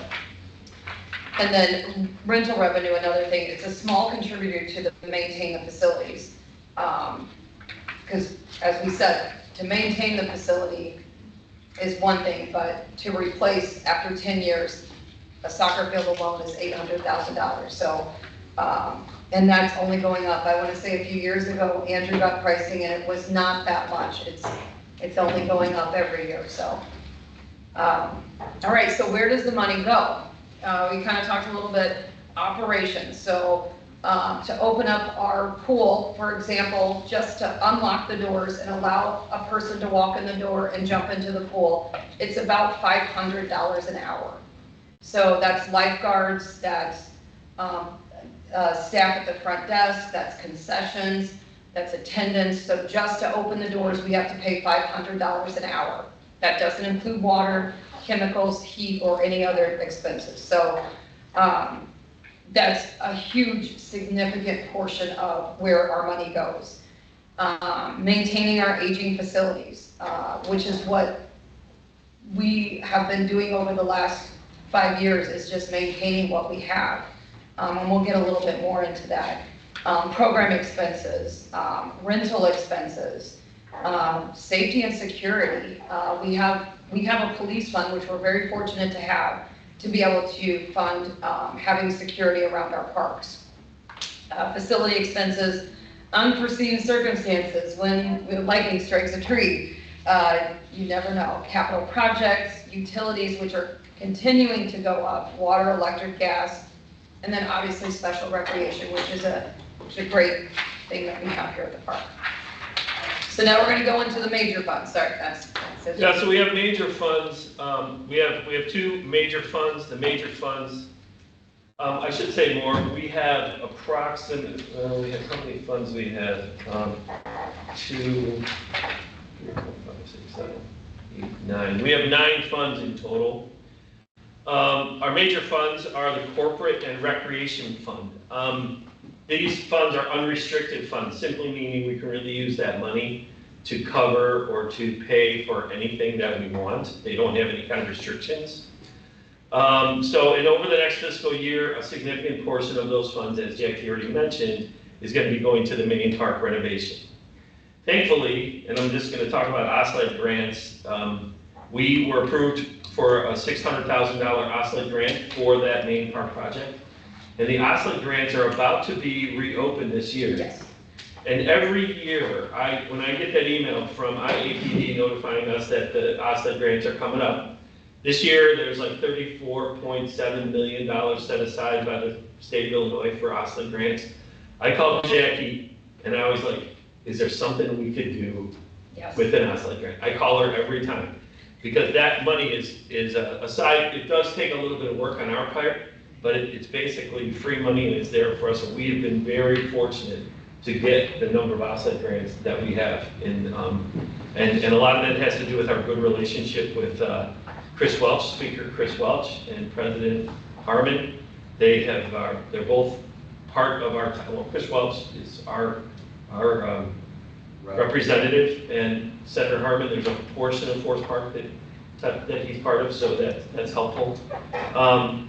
So a big part of our budget this year is going to go to the main park renovations. So that's, and then something that Jackie brought up earlier is the minimum wage increase from Cook County, which is I'm not opposed to paying anybody, but the problem is just this idea in compression. That's a HR term. Simply as the lower people get paid more and the top people are already where they're at, you make that difference smaller, and that stresses it just stresses the whole system, because I'm hiring, we're hiring because of the $1 a year increase that we just went through for 5 years in a row from Governor Pritzker.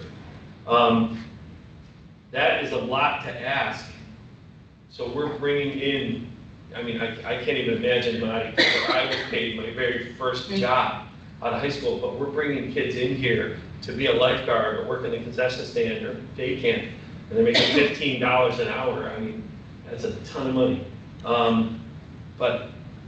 And again, I'm not trying to say that they don't deserve it, because they do, but that also just creates pressure in the whole system. So that's just those are some of our major fund highlights. So that's where that stuff's going to go.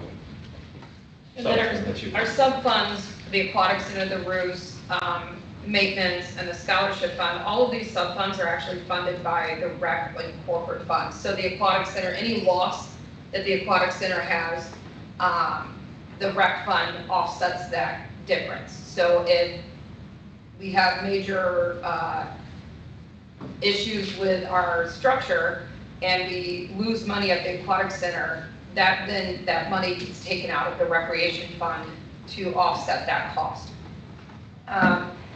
And I know one of the things that has been a hot topic is the aquatic center, and our goal as staff, and I know Andrew and I over the last couple of years have had many conversations that we're going to keep it going, because this facility, it is an aging facility, 30 plus, it's 31. So our goal when I started here, I know one of the things that the board had brought to me was it's going to probably have to be renovated.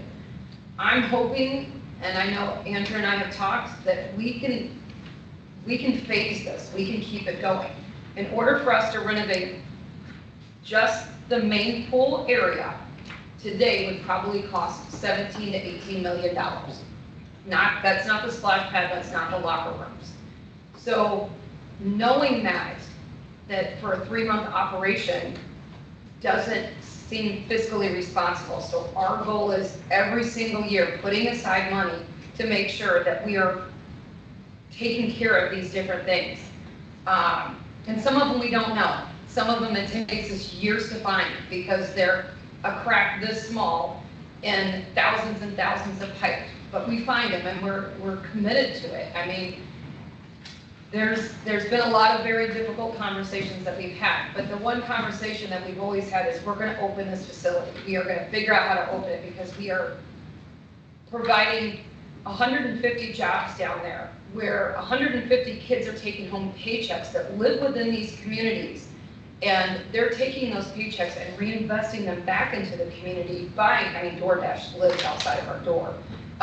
So those things are so important to this community to continue to keep going. So we have committed to keeping this pool going so that none of us, hopefully sitting here, have to do a renovation. Well, Andrew, you're kind of young, but that is a huge undertaking that we want to not have the residents have to face. Because this is a gem of this community. We also, the roof is going good. We continue to invest money into aging equipment. Maintenance continues to see unforeseen repairs. Andrew spends a lot of time in my office rubbing his head going, there's another thing. And then now we've also, just doing a little research, we've also built in money into the rec fund to now contribute to a scholarship fund. All right, and then that's it. I want to say one thing about maintenance, is that while they do have to handle many unforeseen repairs, they make this park look awesome every day. I mean, the amount of time, especially this time of year, with the amount of rain we've had, lawnmowers running, seasonal staff out there, weed whacking and trimming trees and pulling weeds, that's their favorite. But that maintenance stuff, we have a beautiful park here. Sometimes I walk past I just walk around the park. It's so beautiful, but that doesn't happen by accident. It happens with intention. And it's the fact that Andrew and his crew is out there making sure things look good, things are operating well.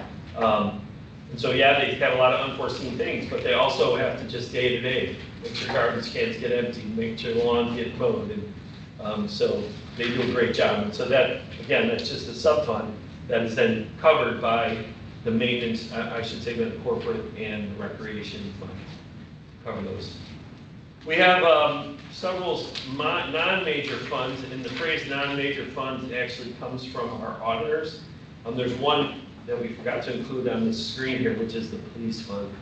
So there's six non-major funds. A really important one to myself, and I know Jackie feels that way, and I think the board has always been a big supporter. It's WSSRA, They're our special recreation agency. They're, like we've already talked about, what a big help they are with our day camp, our summer camp stuff. They also will use some of those funds. These are restricted funds, so we don't have the ability to take any of this money and just use it except for what it's designated for.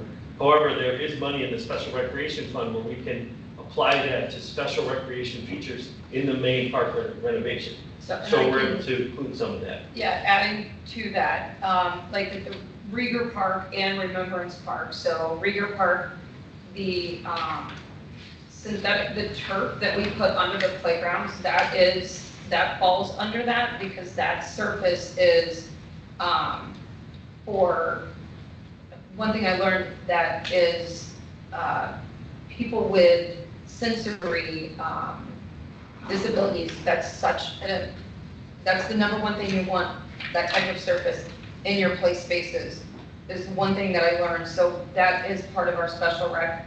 We also put in the swings, we put in the merry-go-round. Those funds come out of the special rec fund. Yeah, which helps offset the cost of the project as a whole. Other funds in these non-major funds are liability, which is, when I spoke about PDERMA, that's the fund that provides our insurance, basically. The audit fund, IMRF, and Social Security. And the last fund that's not included on the screen here is just police and security. That's how we pay our rangers, and if we have to hire police for any events, that's where the money usually comes out of. So the return on your investment. So one thing that we've talked about are parks. And when you move to a community, the first thing you're moving to your community for is how good are your school districts and how good are your parks. And that's one thing that we wanted to invest that money in, to make these beautiful parks all throughout town, because that increases your home value. This also, the return on your investment, those tax dollars, we are paying local youth to come work. I mean, we've hired, again, 200 local youth. Dominique goes to Proviso, PMSA, all the local schools to hire the kids that we hire right here. And then they invest that money back into the community. And then just the health and wellness benefits. I mean, this is a beautiful park. And we always say, Forest Park, where every day is a walk in the park.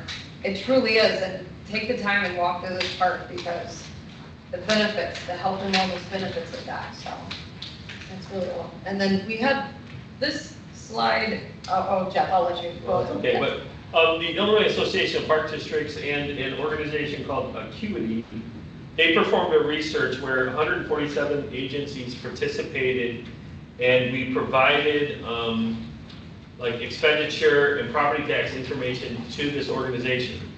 And this organization that did a lot of analysis, and there's a whole bunch, but I'm grabbing just this one slide. So basically, what they were saying is that for every $1 that a property tax that comes into the park district, we are actually paying twice that much out to deliver the programs and the services that we offer. So for every dollar that comes in, we are putting out $2.03 worth of services to everybody. So another report I read, this was from the National Park and Rec Association, said that for every resident that we have in Forest Park, the Park District is spending approximately $480 annually for that resident. So that's pretty impressive. So that's kind of the end of our presentation. We did, yeah, go ahead. I was going to say, so the board, you each received this, which is more of a line by line. This hopefully explains overall, this is the line for line. This will be available we'll have this on our website, and it's available for 30 days, and then we'll look to pass our budget appropriations at our next board meeting. And that's it, yes. Oh, questions? Thank you for the presentation, I appreciate it. Nice to know where our tax dollars go. Overall, our budget, what percentage increase are we looking at last year compared to this year? Do you know? 5%. Okay. That's where we kind of maintained it. And then just looking in generalities. So under capital projects expenses with the aquatic center, there's a significant difference between last year and this year. Is that because we have done so much work and hopefully everything will align and these pipes will cooperate, but Last year we spent about, I'm estimating about 350,000. We did the sand filters, we did the stairs, we did the leak, all of those. This year, the major is the heaters. We did a lot of them last year, so I think we estimated, we estimated of what we know we have to repair, about 120,000. But we don't know what else might come up, so we did leave cushion in there for that. I believe we did a total of $200,000 in repairs of those.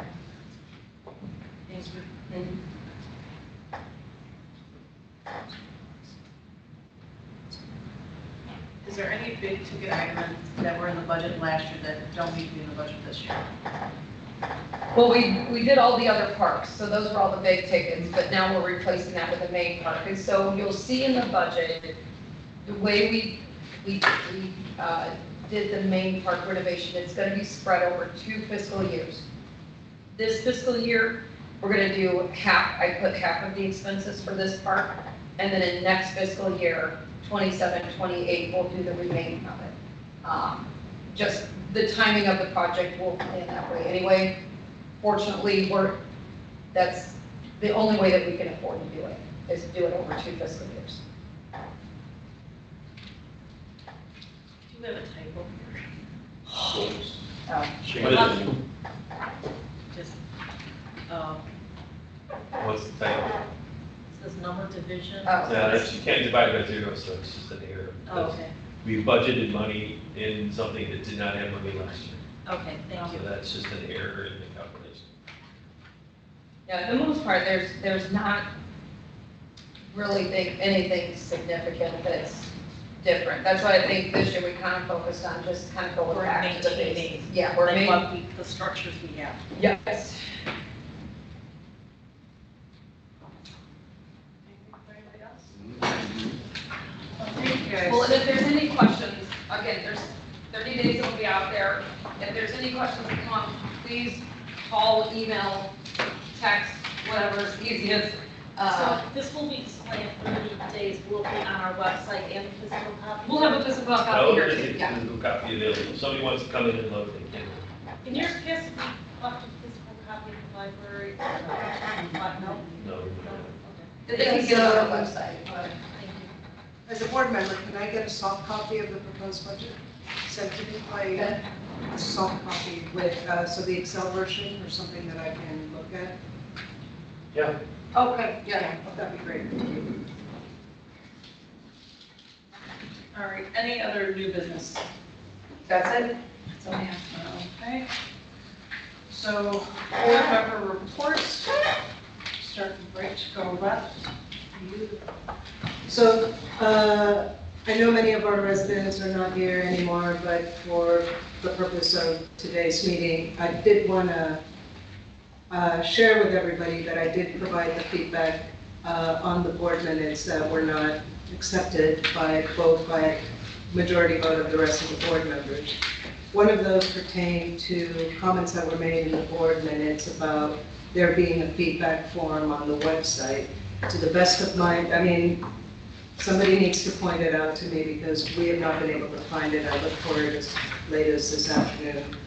But there is no feedback form, and the minutes reflected as if there being some. I literally was sitting here with an iPad, and I showed you, Jackie, that there was no link to it.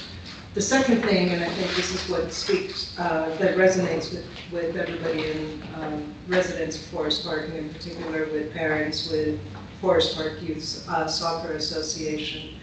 I do believe, and I do, request once again, that as a board, we bring this as an agenda item for discussion and for a vote. We have conflicting information that dates back to December, January, and February, but in particular, this fee increase, where an email went out to to Mike Hill and others saying that the board had voted. I'm disappointed with emails saying that the board had voted when in fact there was no vote. There was no discussion or approval by the board for fees. So it can't be that the board votes and then tonight we hear that this is at the discretion of day-to-day operations, Jackie, which, as you know, I respect the work that you and all of the staff do. I do want this conversation to continue. I am disappointed with fee increases being levied on people, in particular in this month where the beautiful game is being played in the United States. As the daughter of a former professional footballer, we call it football from where I'm from, soccer means the world to so many of us here. And I do think we need to continue to have this conversation, to continue to find ways to make it accessible. Levying fees like this, without being able to give transparency to the community as to what the proper processes are, I believe it needs to be brought to a board vote. I suspect the board will vote in favor of, or most of the members of the board will vote in favor of fee hikes. But I will continue raising it here, much in the same way as I'll continue raising the third thing that hopefully will also make it into the board minutes, that we need to continue having conversations about the basketball courts and try to find a solution from within the confines of the Park District. It's wonderful to hear that there is opportunity for us life grants, and I think we should consider that that is an opportunity for basketball courts in the community. That's what I wanted to share tonight. Thank you as always, Jackie. I hope you know and you realize that this is not shared with any animosity. This is really shared with respect for you and for the rest of the board. Mr.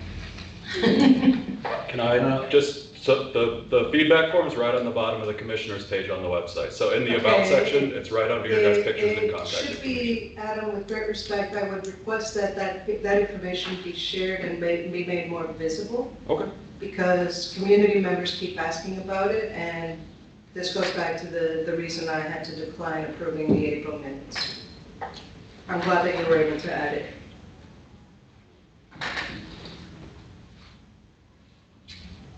Oh, it's my turn before I was interrupted. Well, thank you.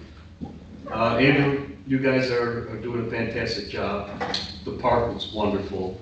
The Danette and all of the other staff, especially the pool staff and everything else, they're doing a great job. I'm sure that Ryan and people in the news are doing a bang-up job also. And it's much appreciated. Because like Jackie said, the Park District is the jewel of our town. And we continue to offer the best recreational opportunities for our citizens and other people that want to come here and enjoy themselves. So thank you, everybody, and Jackie and Jeff and everybody else. So thank you, and you guys are much appreciated. I just want you to know that.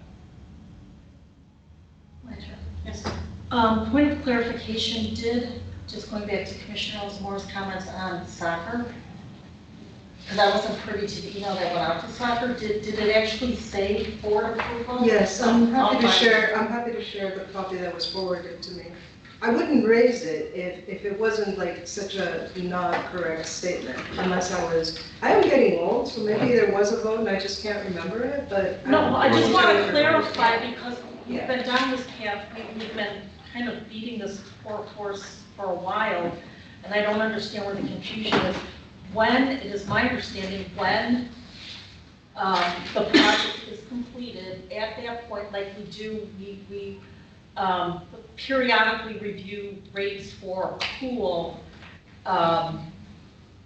roofs, rentals and all that. That does require board approval, but what happened here is, so no, to that effect, because we don't have a new athletic field, and at that point when it is completed, that will be brought to the board's attention to determine, you know, what is the rate usage per group. At one point, we did have categories. We had like group 1, group 2, group 3. We kind of got away from that because it got confusing.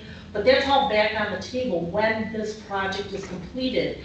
As for the increase in this year's soccer rates, it's a little frustrating because we've been in contact and communication with the soccer board, specifically Mike Hill, for quite some time about raising the increase. So we are one small portion. The increase wasn't $25 per kid, it was $25 per field usage. So when you do the math, we are talking cents on the dollar. So that is part of the reason that Jackie has been pursuing it, asking Mike, let's sit down, that's Mike Hill, for the record, let's sit down and let's take a look and let's see where maybe we can help you. So I just want to clear that up, that, you know, that is in the director's day-to-day act, you know, her purview. And so no formal vote was taken, not that I'm aware of, and I haven't missed a meeting. So Yeah, if but something the went email out to went the out point, saying okay, well, that I'm the done board with the had floor, voted. I'm not done talking, thank you. Yeah. And if that did go out, then we need to correct that because that was sent in error. Again, I don't know about you, but I didn't have courtesy to email to. I'm happy to forward the copy that was sent to me. Okay, and then the second thing with the basketball courts, again, we have been transparent, even to the point where before we even have a discussion, we have to find a place to put these basketball courts.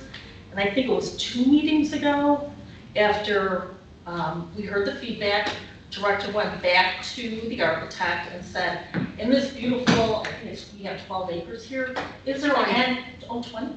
Yeah. With the roofs, okay. Is there anywhere that we could put in an outdoor basketball court? And the answer was resounding, no. Because if we're gonna do it, we're gonna do it right. So that's when the director suggested, let's reach out to our partners, the school district and the village, to see if amongst the 3 of us, we can find a place to put this. Ironically, the school is sitting with what, four playgrounds? Mhm. And they don't apparently want to come to the table. So, I mean, for what it's worth, I think once we get to that point, finding a place, then we have to determine if it is in, you know, is it a need or a want? But I think at this point, we just have to see if it's even feasible to move the argument forward. Because right now, as far as I'm concerned, we have a state-of-the-art gym with basketball courts. So again, need, want, I would err on the side of no. And then just, I'm going to share this story to end with. I did have the opportunity to go to Adult Swim. I brought this to the director's attention. I think the one night it's been nice out, and pool staff, there were 2 young men literally cleaning the gutters. To the point where people around me were like, they were watching because they were so impressed. And I don't want to say one of the employees might not have been working to the other gentleman's standards. And I mean, they're sparkling. There's not a wristband in the gutter. There's not the same piece of gum. It's just, it looks absolutely beautiful. So hands off. Thank you. Thank you.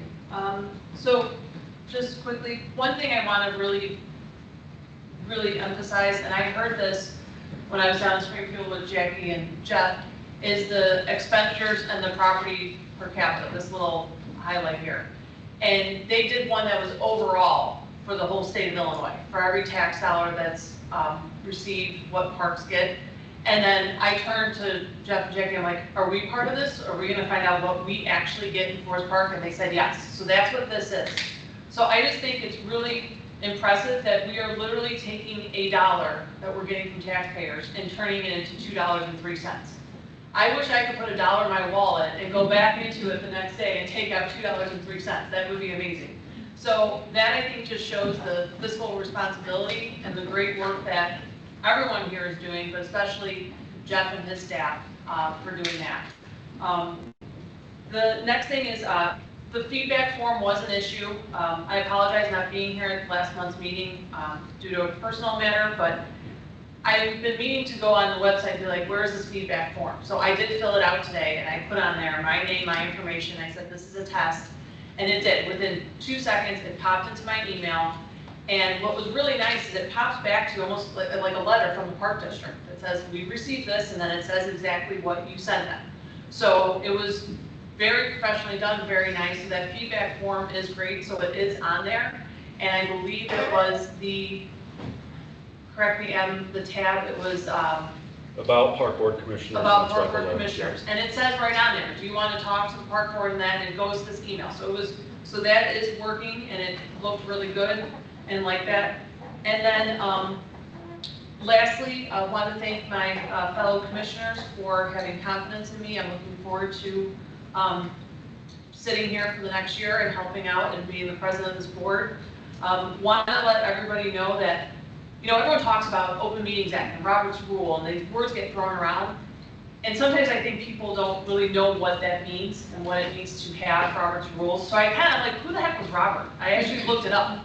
So I found out that this guy was pretty much ticked off that his church meetings weren't going well. And 1876 was the first book that came out for Robert's Rules. The gentleman revised it 4 more times until his death in 1923. So from 1876 to now, there have been 12 editions of Robert's Rules, the last one being in 2020. So kind of looking at that. So I think sometimes when people come, they're like, well, why isn't this board like talking back to me? If I ask a question, why are we answering it? And believe me, there's so many times where I'm sitting here and I'm like, but per Robert's Rules, that's not what you do. And I know there's been some commissioners like, well, we don't follow the rules. Well, no, we're always learning, we're always progressing. And the thing is that we're going to do a better job, and I'm going to try to do a better job, that we really do follow Robert's Rules at these meetings. It's not that you're staring blankly at us. It's that we just can't do this kind of back-forth engagement. This is why we put this commissioner time to talk to you guys about this type of things. And I know we've had, at the beginning of this meeting, we've had with the meeting minutes, and my suggestion on this is to really, going forward, following Robert's Rules better.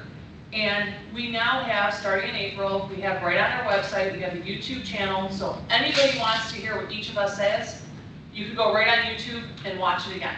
So what I'm saying right now is being recorded in, I think, what did you say, Adam, it takes about two days, about 48 hours to get it uploaded? This will take a bit. But yeah, the longer meeting takes longer time.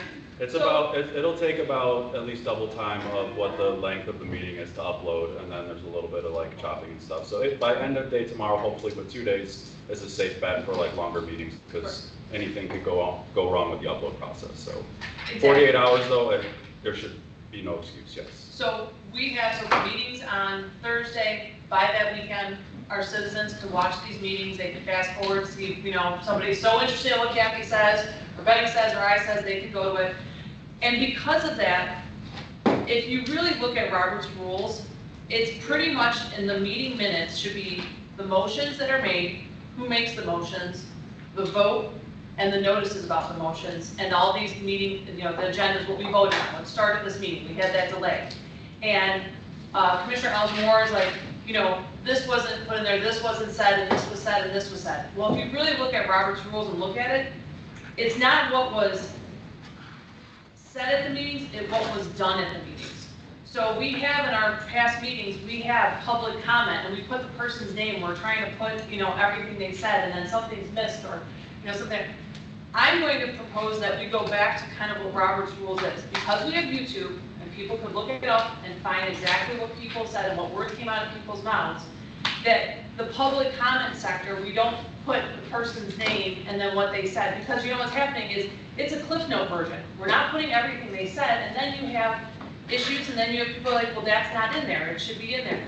If we go back to the basics of Robert's Rules, I think we might stop having these issues with voting on meeting minutes. And because we have YouTube, it's transparent, and anybody in the community can look and see what everybody said. Public comment, commissioners, directors' reports. So that's just my kind of suggestion, I think, going forward, and I think it'll, we won't have what we had at the beginning of this meeting. We're like, well, we got to make sure this is all in there. If we go back to the basics, it's what was done, not what was said. And if you look at Robert's Rules, I tried finding on the 12th edition where this was quoted, and I could only find in the 10th edition. They talk about this on page 451 of Robert's Rules, on the 10th edition. I couldn't find it in the 12th, and I didn't have time for the meeting to dig more. So I'm going to become a Robert's Rules dork. And lastly, just want to say the park every time I drive past and I just see people on the tennis courts enjoying it, kids on the slides, people going in and out of the roofs with their gym bags, the young kids walking into the pool for their shifts. It's a great experience, and, you know, I'm proud to be part of this board that, you know, we're not perfect, but we're really trying to do a really good job for the residents of Forest Park. So, with that, we have one more thing. We have public comment. If anybody wanted to make a public comment. Once, twice, three. Okay. Then I'll do a motion to adjourn. So moved. Second. All in favor, say aye. Aye. Aye.